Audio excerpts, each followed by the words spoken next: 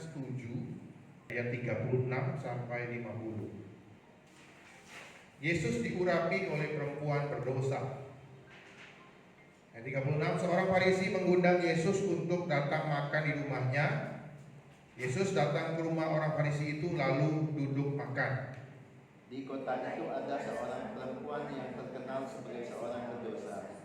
Ketika perempuan itu mendengar bahwa Yesus sedang makan di rumah orang Farisi itu, datanglah ia membawa sebuah bui kuala berisi minyak wangi. Sambil menangis ia pergi berdiri di belakang Yesus dekat kakinya, lalu membasahi kakinya dengan air matanya dan menyekanya dengan rambutnya.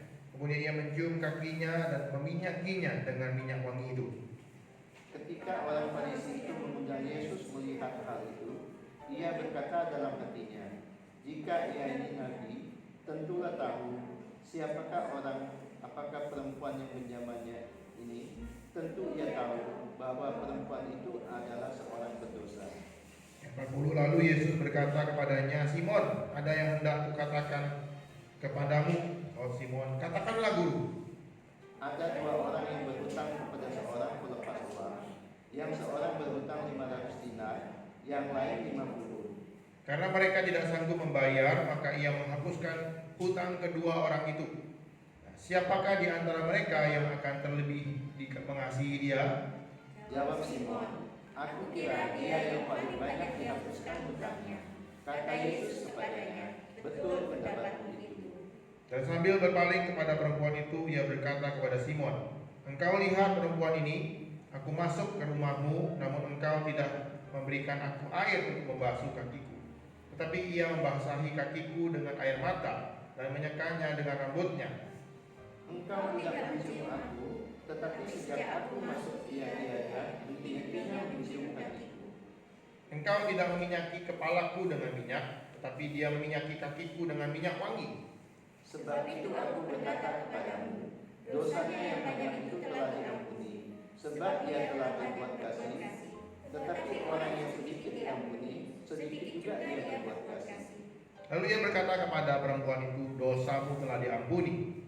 Dan mereka yang duduk makan bersama dia berpikir dalam hati mereka, siapakah dia ini sehingga ia dapat mengampuni dosa. Tapi Yesus berkata kepada perempuan itu, imanmu telah menyelamatkan engkau, pergilah dengan selamat.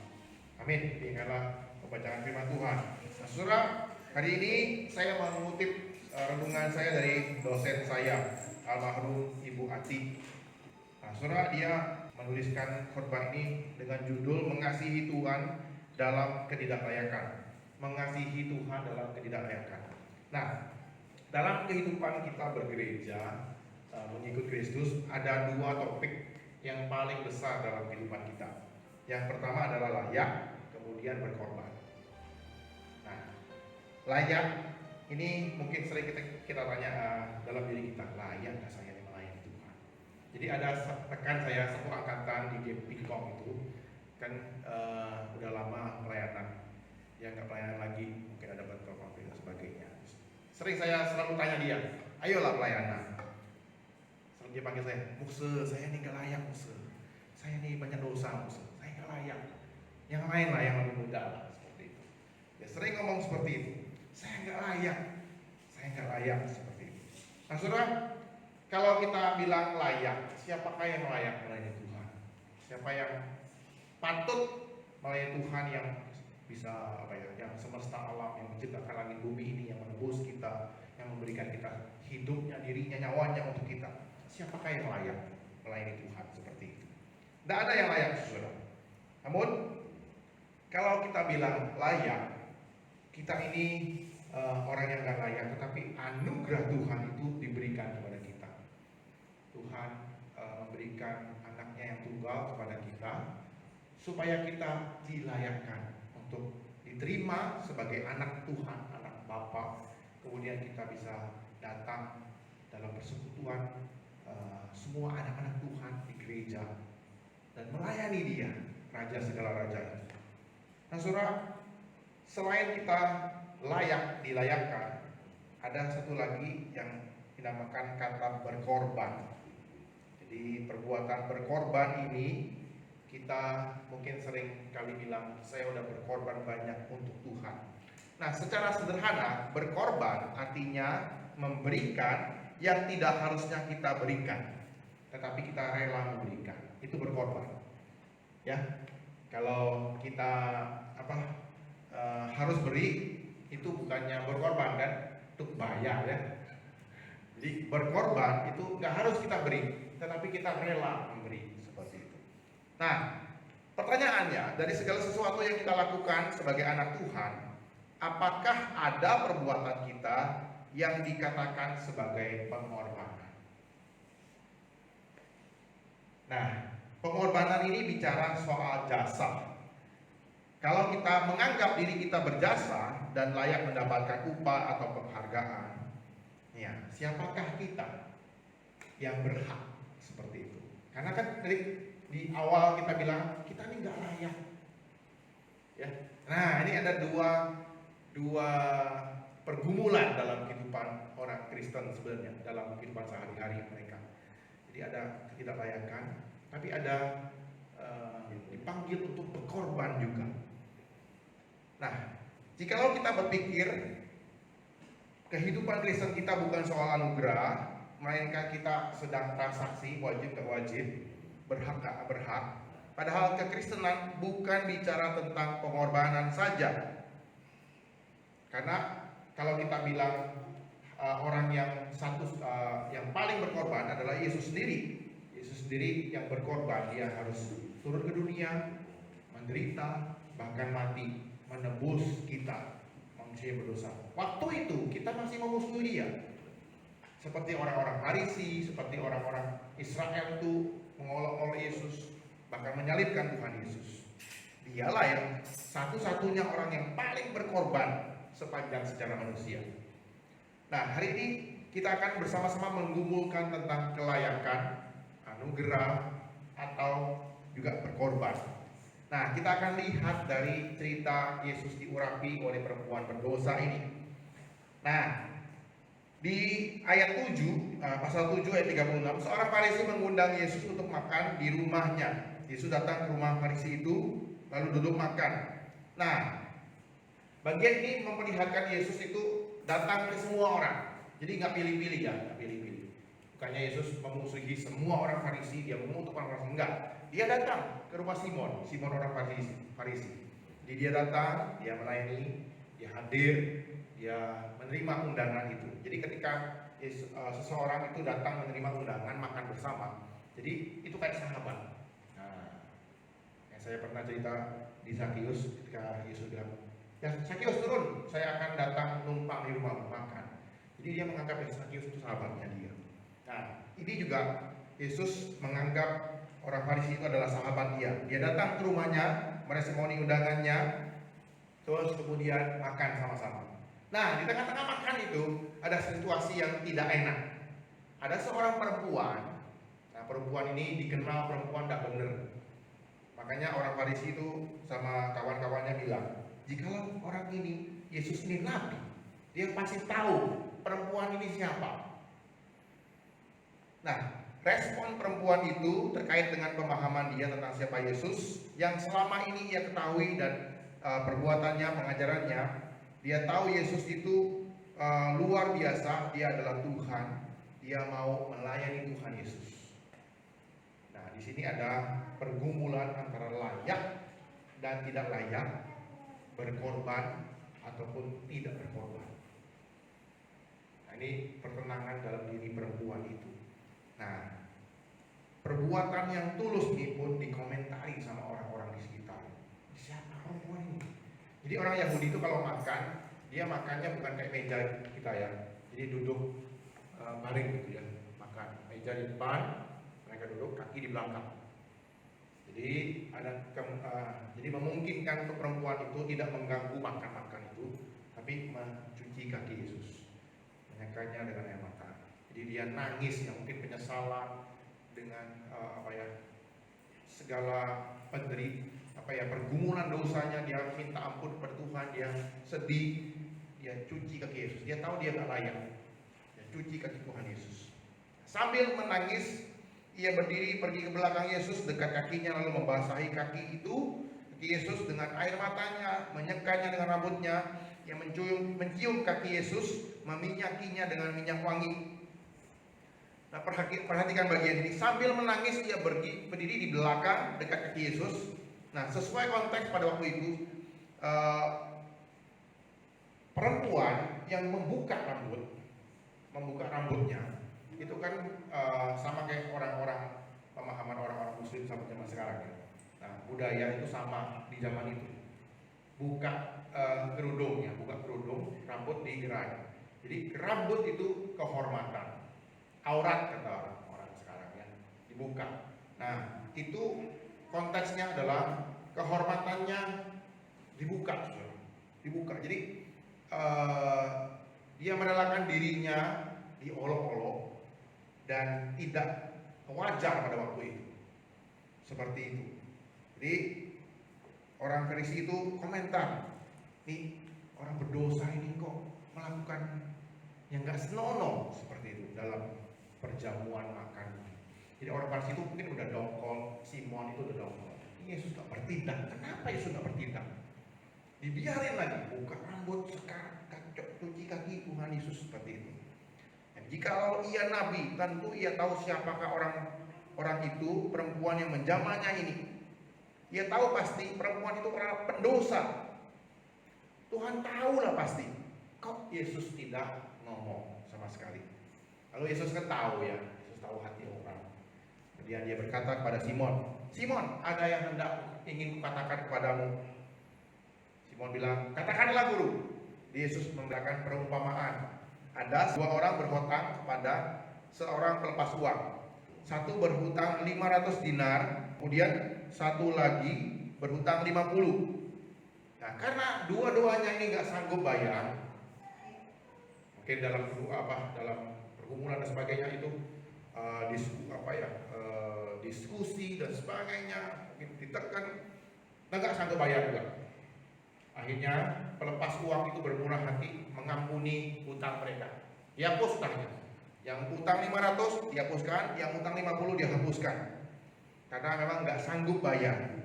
Nah, ditanya kepada Simon, Simon, siapa yang paling bersyukur, paling bersukacita di antara kedua penghutang ini? Ya jelaslah yang berhutang 500 dinar. Nah, saudara, di ayat-ayat berikutnya Yesus memberikan ilustrasi tentang orang berhutang. Dan ketika muncul kata berhutang di ayat 41, jadi ingat firman Tuhan di Roma 1, 8 dan 13 Paulus bicara tentang orang yang berhutang. Siapa yang berhutang? Ketika Paulus bicara di Roma itu, kitalah orang yang berhutang Injil. Nah, saudara, kita adalah orang-orang yang berhutang. Kita berhutang Injil, kita berhutang hukuman dosa, kita nggak mampu bayar, Tuhan yang bayar. Kemudian kita diberikan Injil itu, diberikan Kristus itu, dan itulah hutang kita yang kita harus bagikan kepada orang lain. Saudara, kembali kepada Simon. Simon berkata kepada Tuhan Yesus, orang yang berhutang 500 dinar, dia yang paling bersukacita. Kemudian Yesus cerita kepada Simon, dia menegur Simon dengan cerita ini, saudara. Nah, saudara, Yesus tidak mengajar tentang ada orang yang lebih baik daripada orang lain seperti itu. Saya sih, Ibu Ati bilang seperti ini. Ada orang yang cerita kepada dia, orang yang sudah sejak dulu jadi Kristen sejak kecil. Dia bilang pada Ibu Ati ini, ya terang saja Ibu Ati mati-matian buat Tuhan, karena dosanya Ibu Ati lebih banyak daripada saya. Nah, kan Ibu Ati ini dulu nakal, jahat sekali. Tuhan panggil, Tuhan tegur, hanya dia bertobat, dia masuk sekolah teologi. Nah, ibu yang ngomong ini udah Kristen sejak kecil, baik-baik. Hutang dosa saya dikit, makanya memang saya akhirnya mati-matiannya dikit buat Tuhan. Apakah Alkitab mengajar kita dosa kita itu ada yang sedikit, ada yang banyak, saudara? Secara kuantitas mungkin ada ya, secara kuantitas ada. Tapi di mata Tuhan semua sama, berdosa. Banyak sedikit tetap berdosa. Kita semua sama berdosanya, sama hilang arahnya, sama hutangnya. Mau hutang 50 dinar, 400 dinar, tetap hutang. Begitu pula dengan dosa. Tidak lebih, tidak kurang. Karena itu hutang kita sama di hadapan Tuhan, dan kita harus sama-sama berjuang dan mati-matian buat Tuhan. Nah, kembali ke cerita tadi, Yesus berkata kepada Simon.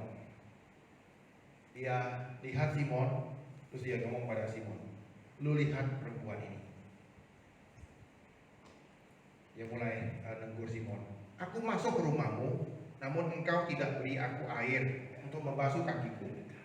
Tetapi dia membasahi kakiku dengan air mata, menyekanya dengan rambutnya." Nah, saudara, dalam konteks zaman itu sudah jadi kebiasaan dan sopan santun secara umum, kalau orang terima tamu, dia akan sediakan baki air di depan rumah. Nah, dia akan sediakan juga budak untuk mencuci kaki itu tamunya yang masuk, karena kan dari luar debu dan sebagainya. Nah, jadi sopan santunnya seperti itu, dicuci kakinya atau dibasuh kakinya lewat hamba-hambanya. Itu umum sekali. Lalu Tuhan Yesus singgung dia, "Kamu sediain gak buat saya?" Seperti itu. Kemudian Yesus membandingkan juga dia dengan perempuan itu. "Tetapi ia membasahi kakiku dengan air matanya, menyekanya dengan rambutnya." Perempuan itu membasahi kaki Yesus dengan air mata. Air mata apa? Air mata pertobatannya. Nah, perempuan itu datang dengan percaya dan beriman bahwa Tuhan akan mengampuni dosanya dan ia akan menerima kasih karunia Tuhan. Kenapa demikian? Di akhir Yesus berkata, "Imanmu telah menyelamatkan engkau, pergilah dengan selamat." Jadi Yesus mengkonfirmasi imannya. Di perempuan itu sadar dia berdosa, dia gak layak di hadapan Tuhan, tapi dia tahu Tuhan pasti mengampuni saya. Tuhan sayang sama saya, Tuhan akan mengampuni saya. Jadi dia datang, dia tangis-tangis, dia cuci kaki Tuhan Yesus. Gak ngomong apa-apa sudah. Yesus bilang, Yesus tahu, dia, "Dosamu telah diampuni, imanmu telah menyelamatkan kau, pergilah dengan selamat."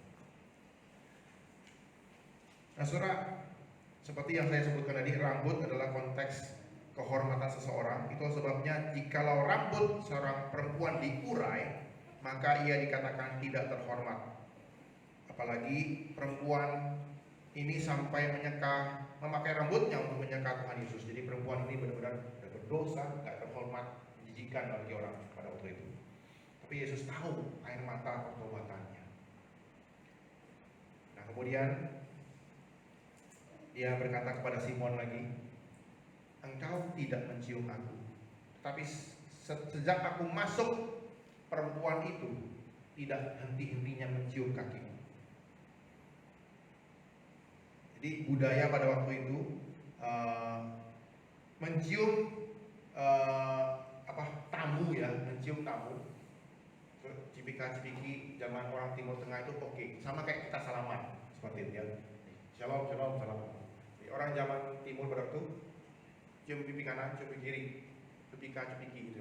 Itu normal, itu budaya, itu menyambut orang-orang Israel pada waktu itu, sesama orang Israel, sahabat. Itu ya. Tapi Yesus tidak disium sama Simon, kayak disambut seperti itu. "Kamu kok enggak melakukan hal itu, Simon?" Berbeda dengan perempuan itu. Perempuan itu sejak masuk mencium kaki Tuhan Yesus. Jadi kita bisa melihat ketika Yesus membandingkan perempuan itu dengan Simon itu. Nah, saudara, Simon adalah seorang Farisi, dia pemimpin agama. Sedangkan Yesus itu adalah pendatang baru, guru yang baru.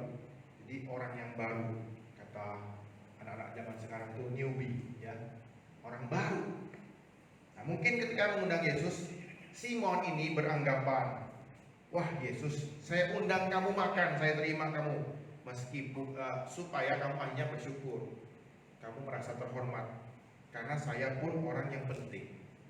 Saya undang kamu makan bersama-sama dengan saya. Saya kan orang Farisi, kamu orang baru muncul ya, saya undang makan.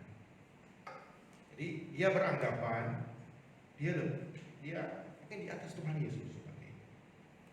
Jadi dia pikir dia nggak perlu kasih Yesus cuci kaki, mencium Tuhan Yesus, menerima Tuhan Yesus seperti itu.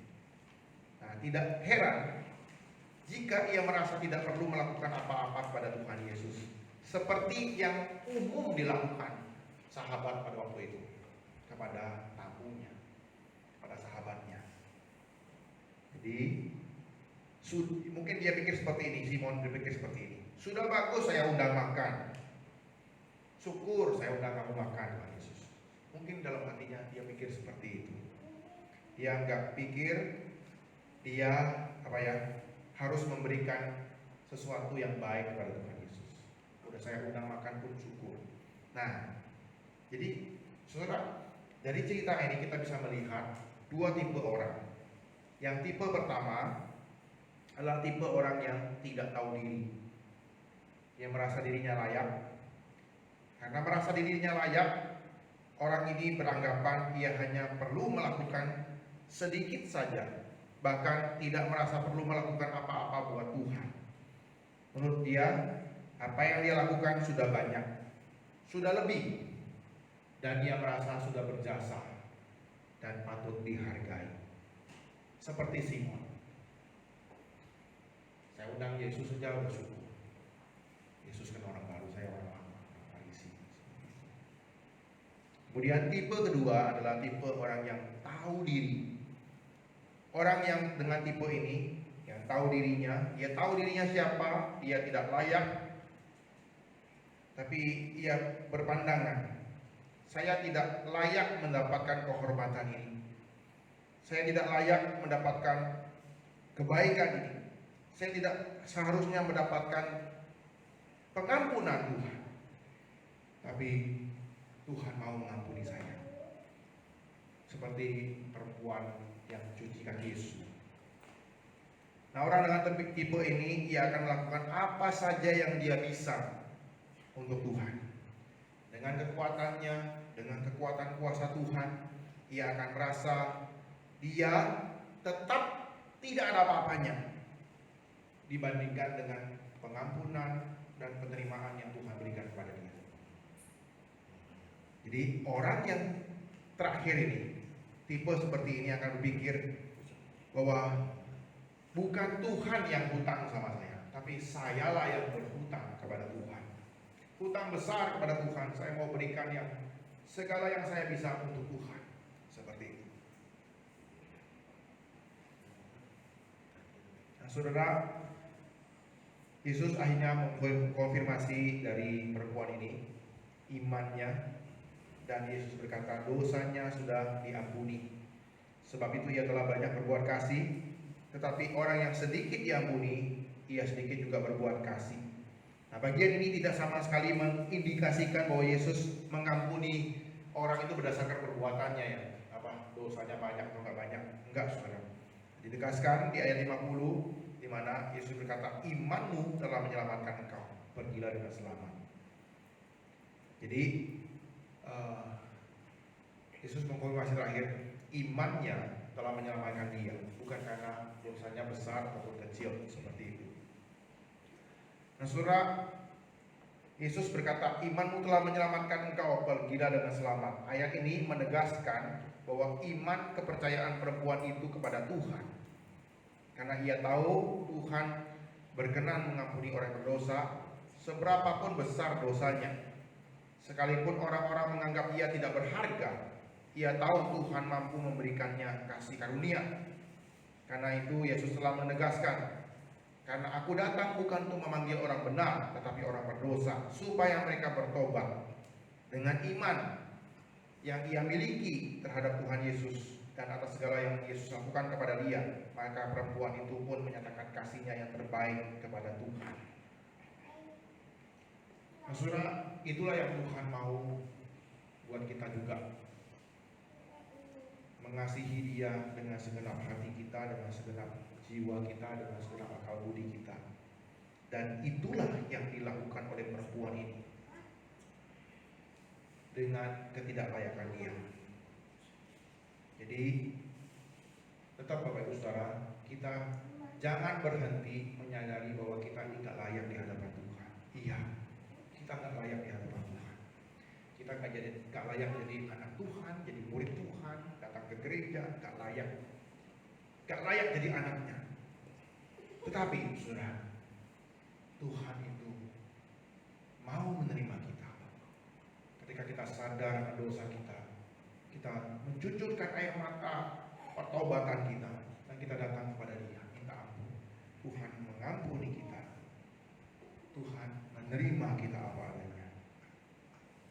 Dan Ia mengangkat kita sebagai anak-anaknya. Jadi biarlah kita tetap tahu diri, jemaat Tuhan. Kita ini gak layak di hadapan Tuhan. Kita bukan siapa-siapa. Tapi Tuhan itu yang luar biasa, mengangkat kita, menerima kita menjadi anaknya. Masuk dalam keluarga Tuhan, dalam kerajaan Allah, diberikan kesempatan untuk melayani Dia. Marilah kita memberikan sebanyak-banyaknya, semampu kita, semaksimal kita untuk Tuhan. Jadi tidak sepantasnya kita bilang kalau kita sudah berkorban. Tidak sepantasnya kita bilang diri kita ini layak dan berjasa. Firman Tuhan mengingatkan kita, hendaklah kamu berkata, kami ini adalah hamba-hamba yang tidak berguna. Kami hanya melakukan apa yang harus kami lakukan. Itulah orang yang menerima kasih Tuhan, menerima anugerah Tuhan, kasih karunia. Dan mari kita memohon kepada Tuhan agar Tuhan menolong kita terus waspada, ingat, tahu diri kita ini siapa, orang yang tidak layak. Tapi Tuhan itu maha kasih, maha pengampun, maha beranugerah, melayakkan kita dan mempercayakan kita pelayanan. Biarlah Tuhan boleh menolong kita dan menguatkan hati kita untuk tetap setia kepada Dia dan melayani Dia dengan mengasihi Dia dengan ketidaklayakan kita dan dengan iman kita. Amin. Mari kita berdoa. Tuhan, kami bersyukur buat firman-Mu yang telah kami renungkan pada hari ini, dari seorang perempuan berdosa yang mencuci kaki Yesus, dan dengan seorang yang bernama Simon, orang Farisi, yang merasa dirinya layak, namun dia tidak melakukan apa-apa untuk Tuhan. Biarlah Tuhan kami boleh seperti perempuan berdosa ini. Kami tahu diri Tuhan, bahwa kami tidak layak, tapi kami juga tahu, kenal Tuhan, mengasihi Tuhan. Tuhan yang maha pengasih itu telah memberikan segala-galanya untuk kami, melayakkan kami, mengangkat kami menjadi anak-Mu, mempercayakan kami begitu banyak anugerah dan pelayanan dan kehidupan. Terima kasih Tuhan. Biarlah kami boleh menjadi anak-anak-Mu yang setia Tuhan, yang terus percaya bahwa Tuhan berkuasa.